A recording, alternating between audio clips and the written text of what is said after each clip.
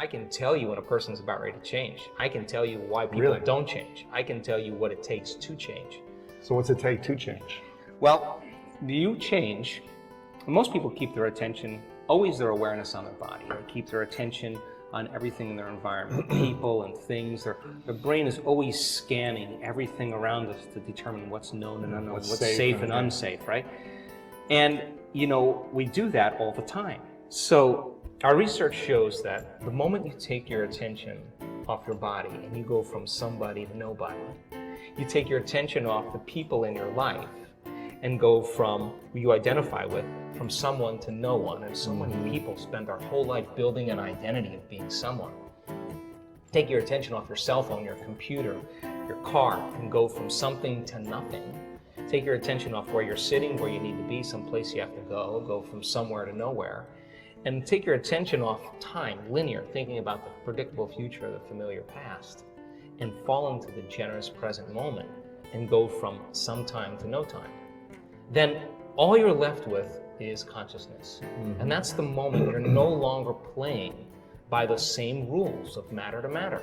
And there's a very elegant moment that takes place in the brain. In fact, I was just showing my research to a group of researchers in Santa Cruz this past week, and they were blown away. And I said, now watch, this person's going to have a transformational moment. They said, how do you know? I go, I've seen enough of these. And the next moment, the whole brain just lights up. That person is switched on. They'll never be the same person again. They're having a transcendental moment.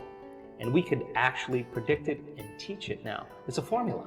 Just like you doing sports, it just becomes a formula. Sure. And then you change the formula and you add to it, right? So when you no longer are identifying with your body, your environment, and time, that's the moment you're pure consciousness. Now, you're just an idea. You're an awareness. Awareness that has nothing to do with local space and time. And now, if you're no longer longer beyond anything, you can go beyond, and that's when the brain, because the brain doesn't change the brain. It takes a long time. It takes a long time for the personality to change the personality, for the ego to change the ego. The programs to change the programs takes forever. Matter takes a long time to change matter. But when you're in this moment, you're no longer playing by those rules. Consciousness is the phenomenon above matter. In fact, consciousness is beginning to activate or manipulate circuits in the brain. People just think the brain is creating consciousness. No, consciousness is executing the brain, right? So then, if the brain can change, then mind doesn't change the brain. Mind is the brain in action. It's consciousness that changes it. So when people begin to disengage and get beyond themselves, you are at your absolute best when you get beyond yourself. And getting the person to that point. How does someone get to that point? Yeah, so we teach them that formula. We teach them to that point where all of a sudden they reach that generous present moment where they just feel connected. And when they're in that place, all the things they thought they wanted, they actually no longer want because they feel like they already have them. So then imagine living your life from that place. You would be less judgmental, you would be less frustrated, you would be less impatient. Reactive, And so the formula then is that it requires a clear intention, which is a coherent brain. And when you're living stressed out and something goes wrong, and you're threatened, or you can't predict an outcome, or you have the perception that something's getting worse, or you can't control it, you switch on that fight or flight nervous system that we talked about. Now, here's what happens. When that occurs, you start shifting your attention from one person to one problem, to one thing, to another person, to another place, because your brain is trying to predict the next moment. Well, every one of those people and things and places has this neurological network in your brain. So as you shift your attention from one to the next, it's like a lightning storm in the clouds. Your brain starts firing very incoherently. When your brain is incoherent, you're incoherent. And when you're living by the hormones of stress, not a time to create, not a time to open your heart, not a time to learn, not a time to trust. And it's a time to run, fight, or hide. So people spend 70% of their time of their life living in this state. Wow. So think about it. So miserable. So then when you're under stress, if there's a cougar around the corner, you're not going to sit down and meditate. You're not going to sit still, right? But so jump imagine, off a tree. here you got the survival gene switched on, and nobody is going to believe in possibility when you're living in survival, right? Wow, yeah. So then when you're living in stress, what happens is you narrow your focus on the cause. You narrow your focus on matter, the object, the thing. And so people get switched on and all of their attention is on their outer world. When the hormones of stress kick on, the body gets an arousal, now your attention is on the body. And of course, when you're under stress, you're trying to predict the future based on the past. And now you're literally enslaved into three-dimensional reality. So then how do you get what you want? You gotta try harder, you gotta force it more, you gotta work harder, you gotta fight for it. It's matter trying to change matter. Exhausting. People just burn out, right? So then we now know that when you go from a narrow focus on something and you begin to open your focus, you create sense and awareness that the act of opening your focus causes you to stop thinking. And if you stop thinking, you no longer activate those circuits and you start to slow your brainwaves down. And as you slow your brainwaves down, you start connecting to that autonomic nervous system, the thing that's giving you life.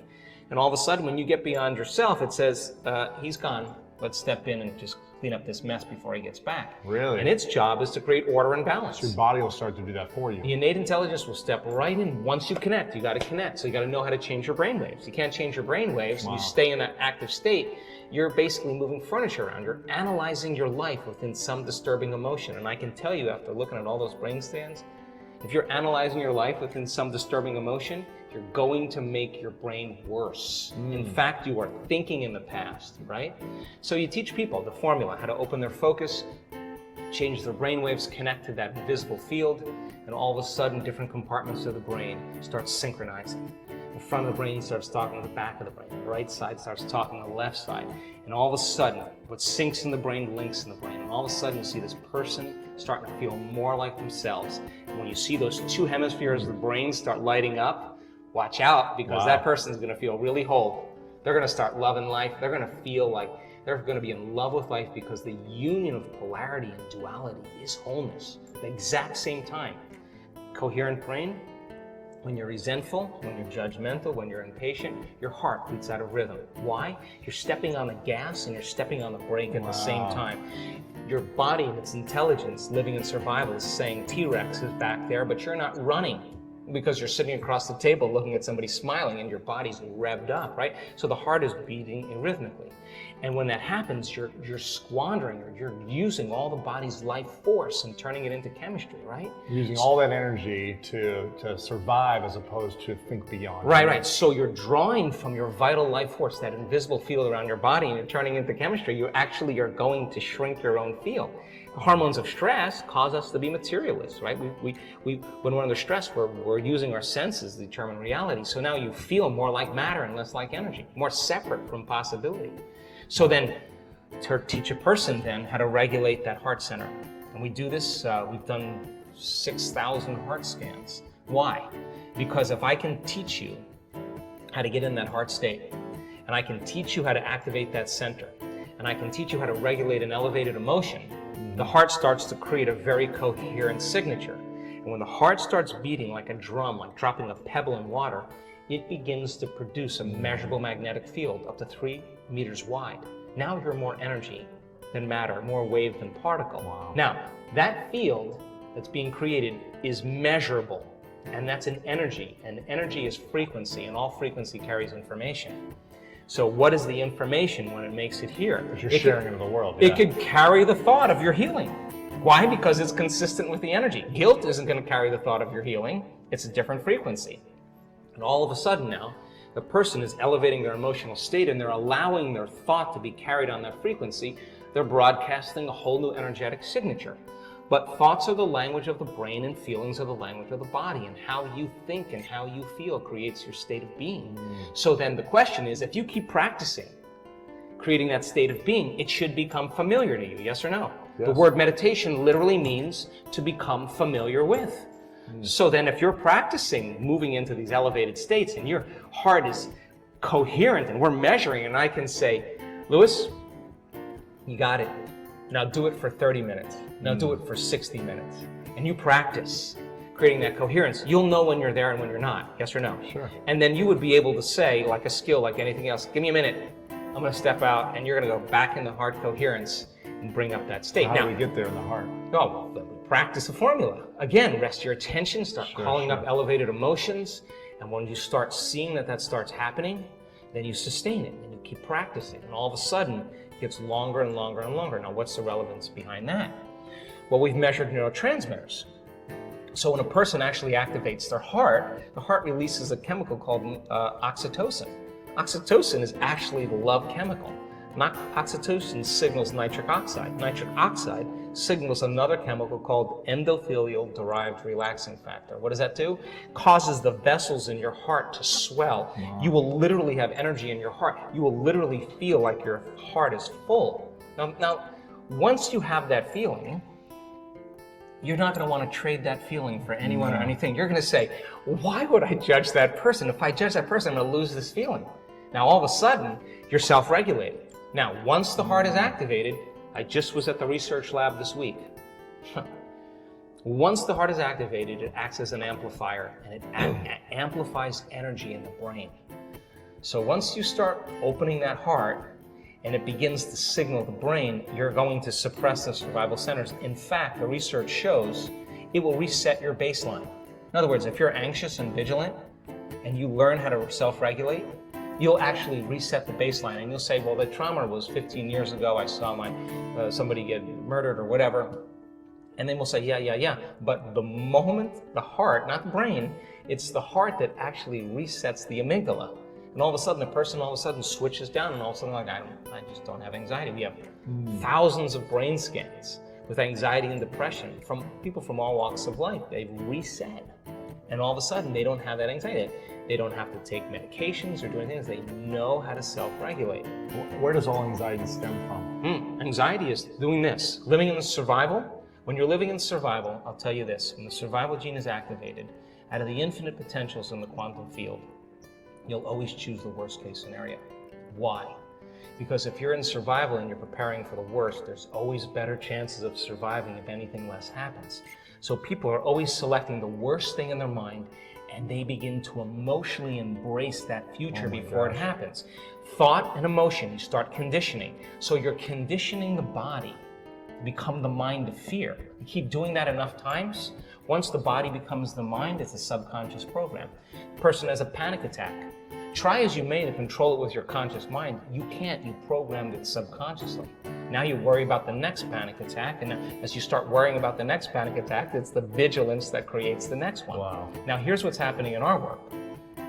People who are self-regulating and creating these elevated states, we have heart scans of them sustaining heart coherence for a whole hour during a meditation. Then at the end of the day, they're still wearing the monitor.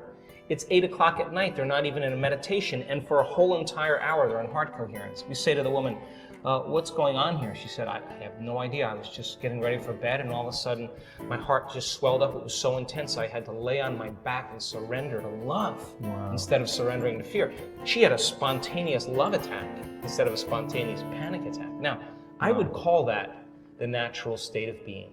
So then, if you're living by those elevated states and you know how to feel that emotion of your future before it happens, you're less likely to wait for it to happen because you'll feel like it already happened. You're less likely to try to control it.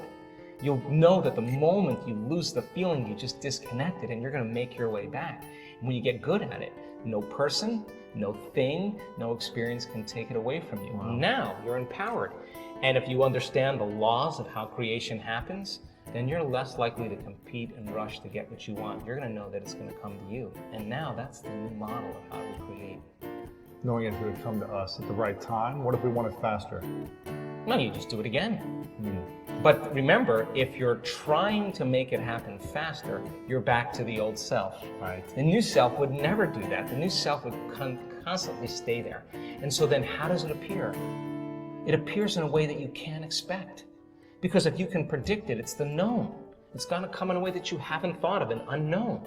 And it's got to rock your world. It's got to catch you off guard. It's got to leave you no doubt that what you've been doing inside of you that produces some effect outside of you. And when you correlate what you've been doing inside of you with the effect that you produced outside of you, you're going to pay attention to what you did and do it again. And the energy of the joy that you feel when it happens, you're going to use that energy to create again. Now, people say to me, well, I'm this way because of that person and that thing. I would say to them, so you mean then that person or that experience out there is controlling your thoughts and feelings? That means you're a victim to your environment. But when you start changing your thoughts and feelings and it starts to produce an effect in your environment, you're going to change the belief that you're a victim, consciously or subconsciously, of your life to becoming more of a creator of your life. And now all of a sudden, when you become more a creator of your life, you can't blame anybody. You can't say, well, that person or that thing. You'd have to say, I got to be greater than that environmental condition. Who in history can I study that had the same challenges? What did they do? Let me just work that into my rehearsal so that I can improve, right? Just like you've done with sports. It's the same process.